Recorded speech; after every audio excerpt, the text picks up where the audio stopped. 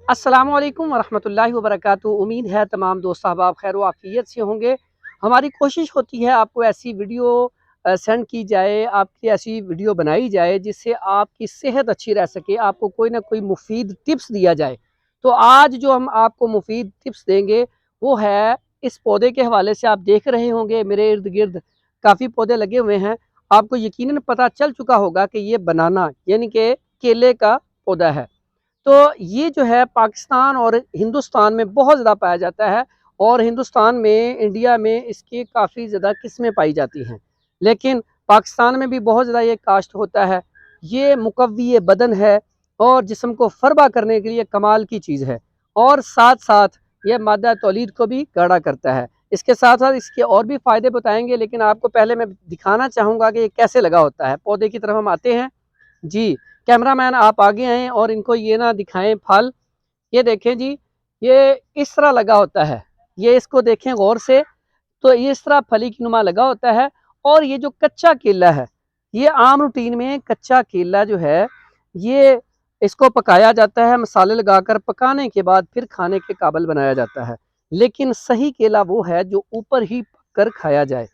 इसमें इसके फ़वाइद में भी फ़र्क है। अगर आपकी ये वाला कच्चा केला इस्तेमाल करते हैं, खाते हैं, ये मोशन के लिए, पेचिश के लिए कमाल की चीज़ है। सिलानुर रहम लकोरिया के लिए कमाल की चीज़ है, अगर लकोरिया गर्मी की वजह से है। उसके अलावा ये जो मर्दों को कतरे आते हैं, जरियान है, उसके लिए कमाल की चीज़ है। लेकिन जो पका हुआ केला है, नरम, वो अक्सर औक़ात हम बच्चों को खिलाते हैं ग़िज़ाई तौर पर। आम बड़े भी बड़े शौक़ से खाते हैं। वो मादा तौलीद को गाढ़ा करता है, जिस्म को फरबा करता है, जिस्म के अंदर ताकत पैदा करता है। लेकिन साथ ये भी याद रखें, ये बलगम बहुत ज़्यादा पैदा करता है, ठीक है? लेकिन ये अगर हम ज़्यादा खाएँ तो मुलय्यन है, अगर कम खाएँ तो ये काबिज़ है। लेकिन काबिज़ ये वाला केला है, अगर नरम आप खाएँगे तो वो काबिज़ नहीं होगा।